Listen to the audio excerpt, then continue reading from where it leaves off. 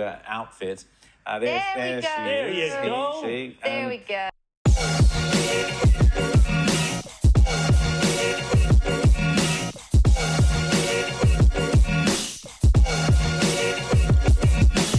Hey guys, and welcome back to my YouTube channel. I hope you're all blessed and all glory to Yah.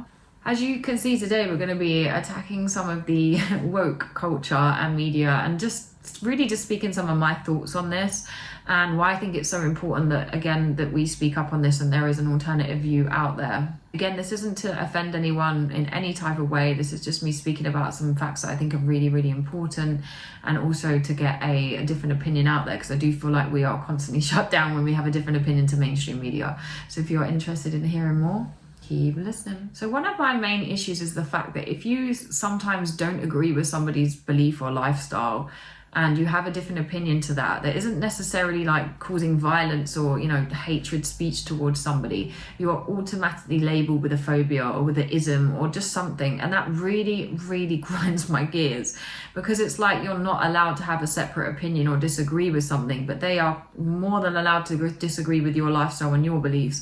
And I do think it's extremely hypocritical.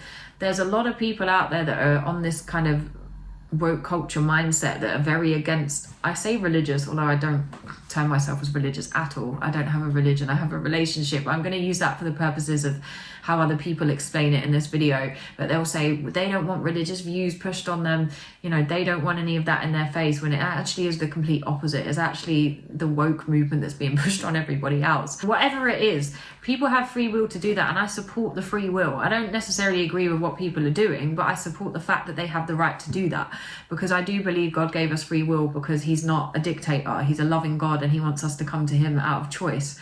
So for me, I fully agree with that. My issue is when it starts to get pushed and forced on the rest of the world, and other people's, in the politest way possible, delusions are being pushed onto me, and now I have to start agreeing with it, and I have to start using certain terms, and I have to start saying certain things. That's when I will draw a line. There's always ways to get around it, and you can still be very polite. I'm not rude to people. I'm not necessarily disrespectful to them about their beliefs. I think we have to be so careful, especially as people in the faith, how we approach these subjects, because one, we can't sugarcoat the truth, but there is a way of doing things. And I do believe love comes in different forms, in terms of sometimes you have to, harsh love is needed at times. People need a hard truth. But I think you've really got to like pray on it and let the Holy Spirit lead to discern you where that's needed and where it isn't. Because some people, they just need to be shown some love for them to help see certain things, and some people, there's other tactics that are needed. So I think discerning the situation is really important. But for me, it really frustrates me that I can't have a different opinion without being labeled something, because again, I would help someone that has different beliefs to me the same way I'd help someone that didn't. You know, I would still do what I would do for them. And this is what I find so frustrating. You know, I never would treat anybody differently by any means.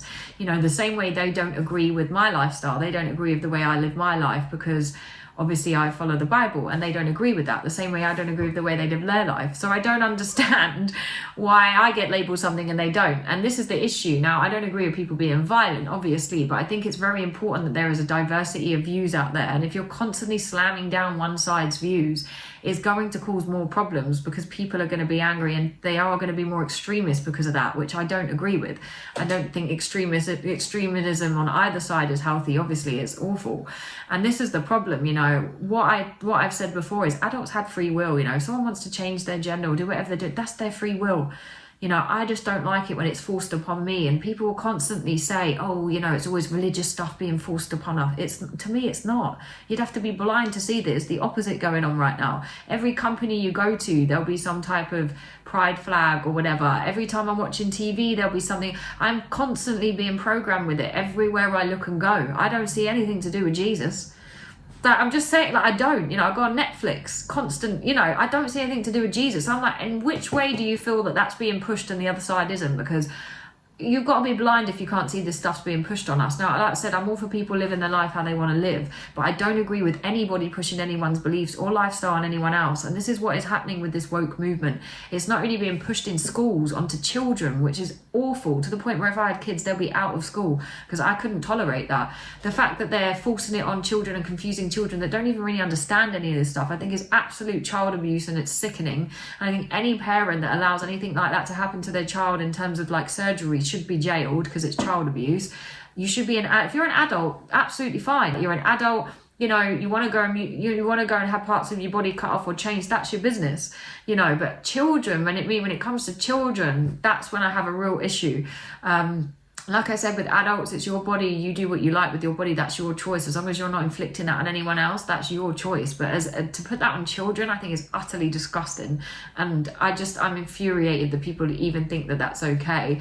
And I just think this is where I draw a line for me, because I don't think that what's going on in the world today and what they're allowing in schools and our children to see is appropriate. To me, it's perverted. It's insane, and I'm shocked that so many people don't see that. That's why I think the level of programming must be extremely high, because to make any human being think that's okay blows my mind. But like I said, when you're an adult, that's your choice. Outfit. There you go.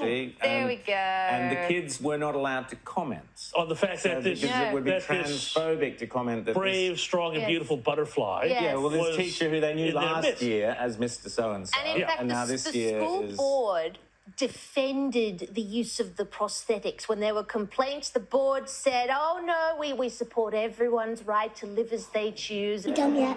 Hi, I'm Miss B. I am the drag queen for Drag Queen Story Hour this hour. Welcome!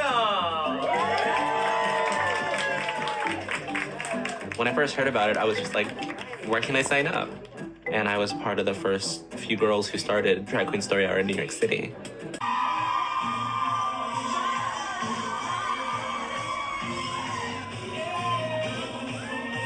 So we just got done with the Drag Your Kid to Pride event at Mr. in downtown Dallas. I think unfortunately today, some of these movements are actually infringing on women's rights. You know, and I do think there's becoming a crossover. And when I've heard other people speak about this, I don't disagree with them. I do think it's actually infringing on women's rights now. And this is why I think it's becoming a bit of a problem. Like I said, I don't believe in enforcing my views with my faith and my views with Yahusha Jesus onto other people. The same way I don't want theirs forced onto me. And that's not out of disrespect to anybody. It's out of respect to God and my own beliefs. I also think there's a very dangerous impingement on freedom of speech. The problem is today is just because you don't agree with a certain lifestyle or belief, you're automatically labelled as hate, when a lot of people are actually not saying it out of hate. Of course there are some people that are, but there are many that aren't, and I would say I'm one of those. And I find this really difficult. You know, I work with all sorts of people in life, and I love all sorts of people, even if they have different lifestyles. But that still doesn't mean that I have to agree with their lifestyle. The same way I know a large majority of people around me don't agree with mine. And that's fine. You know, I don't see why we have to live into a world where, oh, well, we'll have to cancel you then. This whole cancel culture thing, I think it's really dangerous. I don't agree with the cancel culture. So even if we take like Andrew Tate for an example, now I agree with a lot of what Andrew Tate says. I don't agree with he's sleeping around with multiple women, etc. There's a few things I don't agree with, but there's quite a few things that he says that I do agree with.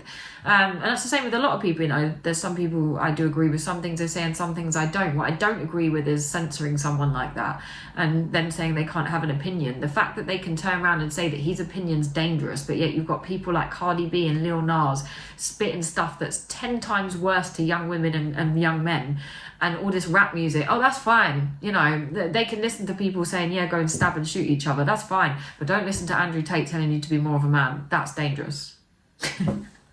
What a crazy world we live in. I find it insane that children are not allowed to smoke or have a drink until they're 18, but they can mutilate their body and cut off parts. It's so scary to me. Like I said, I have a different view when it comes to children. When it comes to adults, that's your business. As long as you're not forcing it on me, I have complete respect for what you want to do, because I respect your free will. I might not agree with what you're doing, but I respect your free will. When it comes to kids, like I said, it's a whole nother thing. And I want to speak a little bit about some of these drugs and things that they're giving kids that want to change their gender at a very young age. So I just want to go through some of these medications. So the medications most commonly used to suppress puberty are known as GnRH. So this actually stands for gonadotropin releasing hormone. Could have said that wrong, but when taking GnRH regularly, it suppresses the release of sex hormones, including testosterone and estrogen during puberty.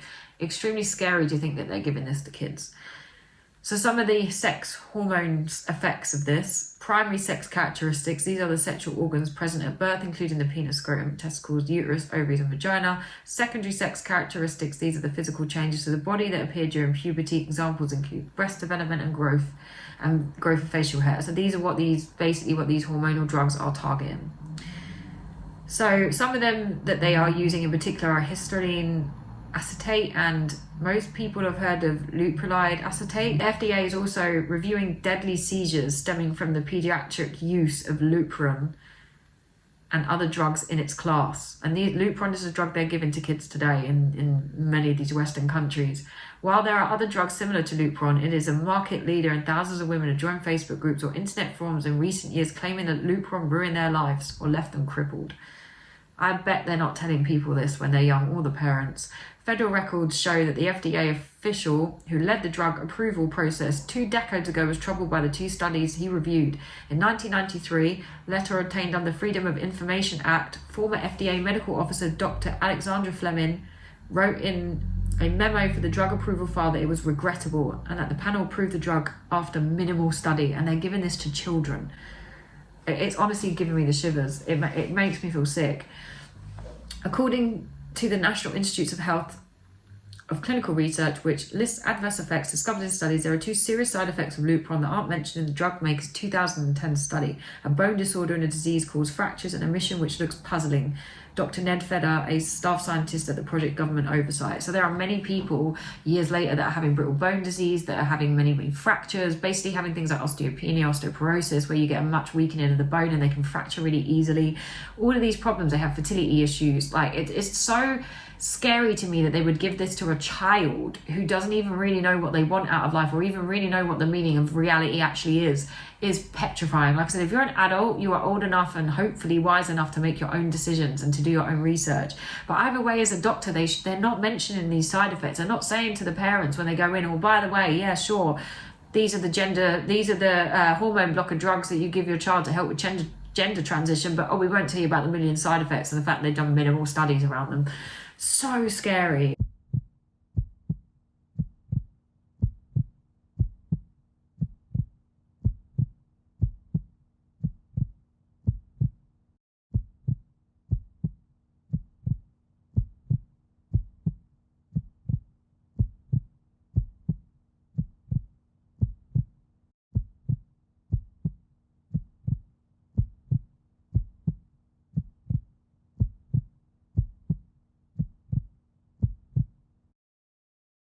And I think this is where I really have a big issue, and this is why I really, really do rate people like Matt Walsh that are really working hard to shut down these children transgender clinics. Like I said, there's a big difference between children and as an adult.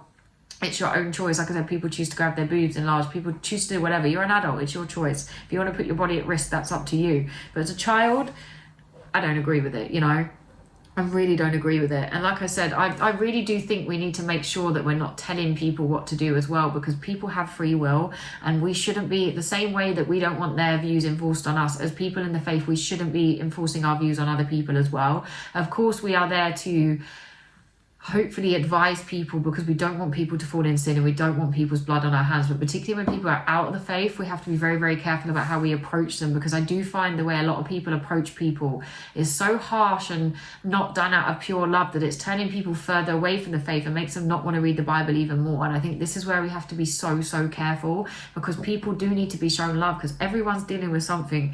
And I think, like I said, we have to be so careful not to force our views on people the same way, because I believe all choices and beliefs came to out of your own decision. It should never be because someone's forced it on you. Like, to me, it's like, why would you want someone to agree with you just because you forced it on it? It's not even genuine. So for me, I don't agree with it. I think people should be entitled to their own opinion, but I think we do need to be careful about the way we go about it. What we should be fighting against is violence towards people that decide to live their life in a different way, whether that be people that are religious, whether that be people that are non-religious and follow more of this woke movement. Either way, we should be advocating for people to treat people a bit better regardless, because no one deserves to be treated like that regardless. Nobody deserves that. And I think it's so important to show love to people and to show the love inside of God. At the same time, don't sugarcoat stuff, because I've seen people make the mistake of over sugarcoating things, and that's not what God wants us to do either. This is why I pray on your approach to people and really let the Holy Spirit lead with that.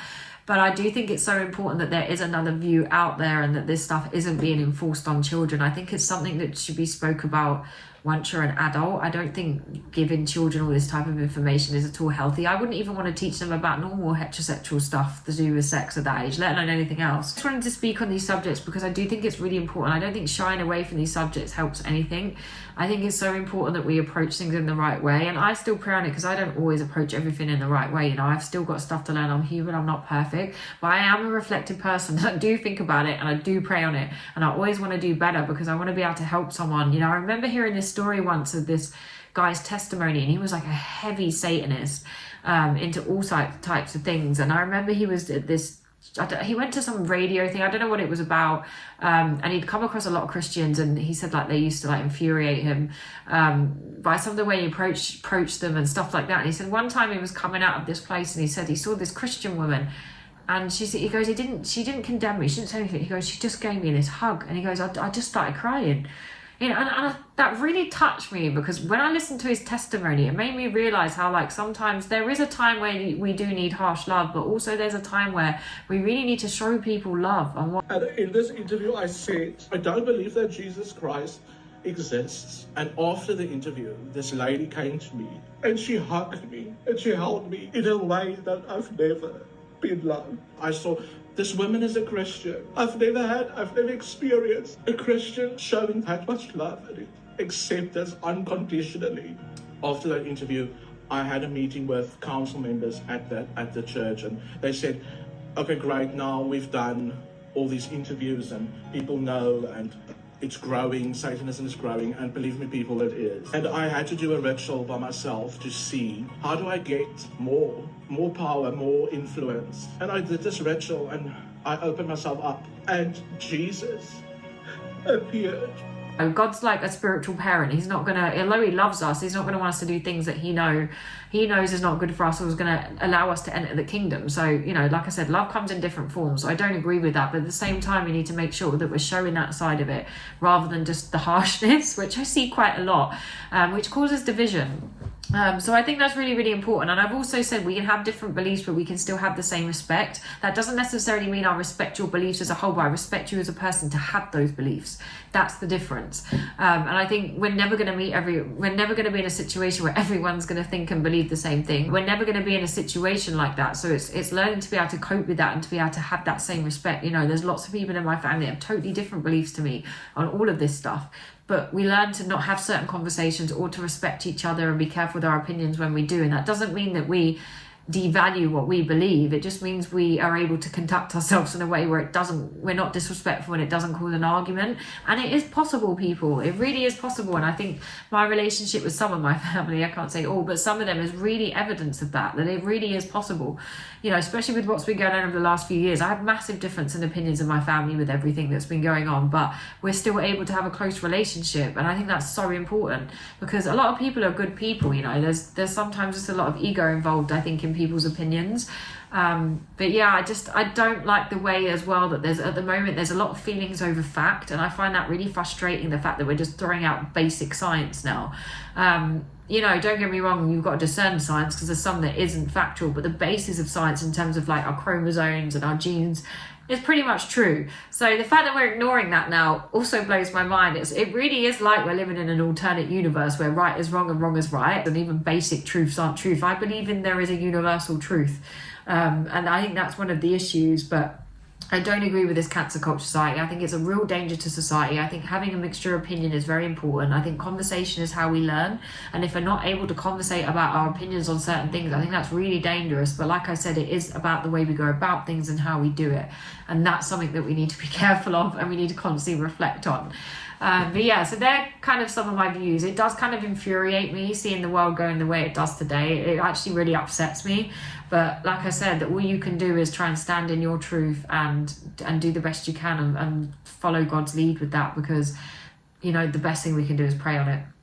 But yeah, I hope people enjoyed that video. I'll be really interested to hear other people's views below. Like I said, this video is never to put out any hate or anything like that. It's just kind of showing my opinion. And like I said, the same way that I don't think people are hateful if they don't agree with that Christ is king, you know. But I hope everyone is blessed, and I hope you enjoyed this video, and I look forward to seeing you guys in my next video.